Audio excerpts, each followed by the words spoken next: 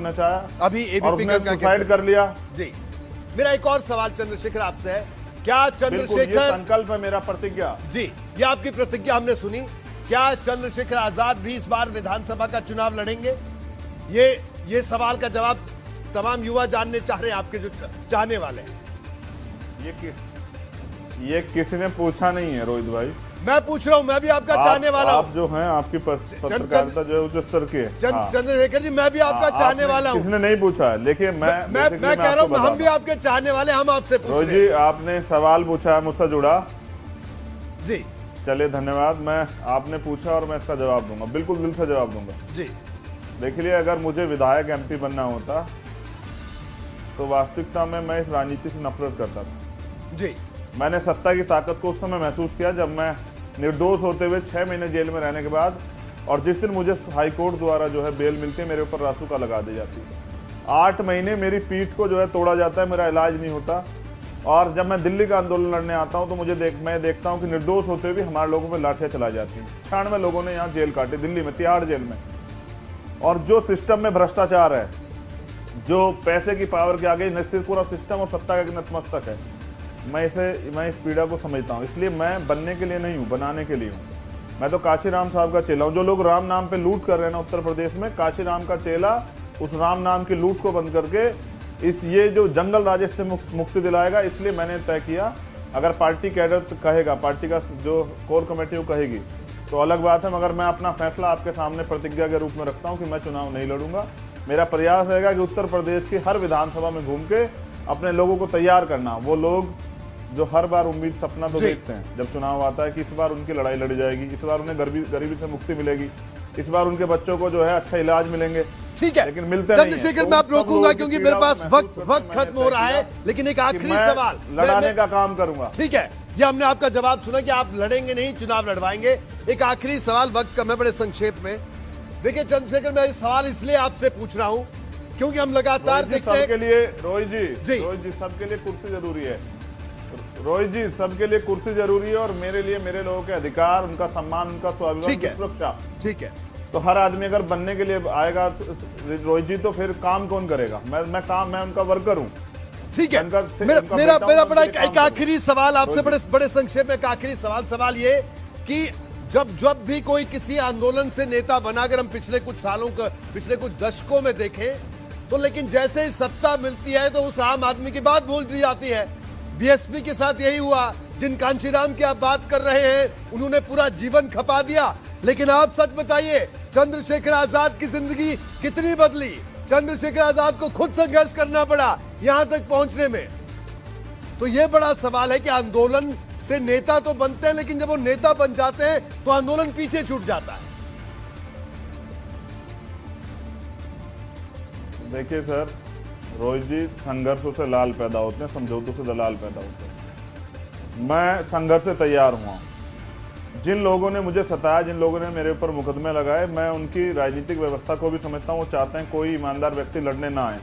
ऐसे भ्रष्टाचारी और करप्ट लोग रहे जिसके सीबीआई ईडी का डर दिखा के, इनकम टैक्स का डर दिखा के उनका मुंह बंद किया जाए, अपने तरीके से उनसे काम लिया जाए। मैंने ये रास्ता इसलिए चुना कि मैं बहुत सारे लोगों का जीवन बदलना चाहता हूं। मैं महसूस करता हूं उन परेशानियों को जो मैंने खुद के जीवन में झेली, और आज भी वो बरकरार।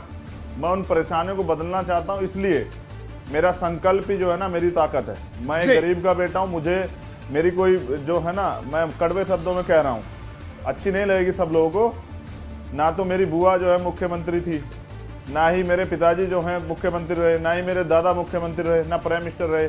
मैं तो एक आम आदमी, एक गरीब घर से निकला हूं और गरीबों की समस्या को समझता हूं, और इसलिए मैंने नेता स्वीकार किया माननीय काशीराम साहब को। और आप सच जानना चाहते तो ये है कि जब मैं रात को सोता हूं तो बाबा साहब अम्बेडकर और माननीय काशीराम साहब मेरे सपने में आते हैं। मुझसे कहते हैं कि मैंने ये संविधान बनाया और ये उंगली का रास्ता दिखाया कि संसद की तरफ चलो, संसद पे कब्जा करो, देश में सत्ता लाओ। और काशीराम साहब कहते हैं मैंने अपनी पूरा जीवन खर्च कर दिया कि तो ये गरीबों की सत्ता आएगी, बहुजनों को राज मिलेगा, और तुम लोग चैन से कैसे सो सकते हो। तो मैं उठ जाता हूँ और मैं फिर ये संकल्प करता हूँ हर रोज कि नहीं, मान्यवर काशीराम आपका सपना पूरा करेंगे, गरीबों की सत्ता लाएंगे, उनके हक अधिकार उनको देंगे। ये जो अमीरों को जो सुविधाएं मिली गरीबों को भी देंगे, और गरीबों के जीवन को जो नरक बनाया गया है, जो धोखा उनसे हुआ इस छल को बंद करेंगे। ये बिल्कुल। जो आप ठीक है। समझते हैं बिल्कुल। सेंट्रल लिस्ट प्रोग्राम बंद नहीं होगा प्रधानमंत्री के लिए, लेकिन गरीबों पे घर नहीं रहेंगे।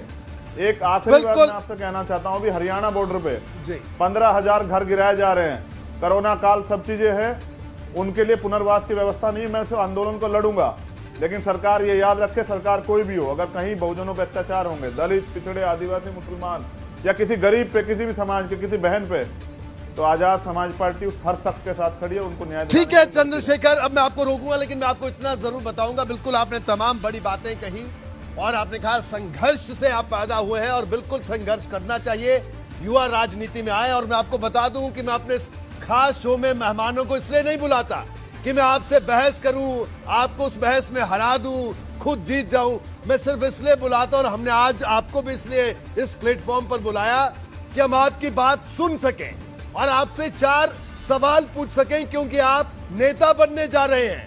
हम सब लोगों की जिंदगी की बागडोर आप संभालने का दावा कर रहे हैं, तो आपसे सवाल पूछने का हक हमें होना चाहिए।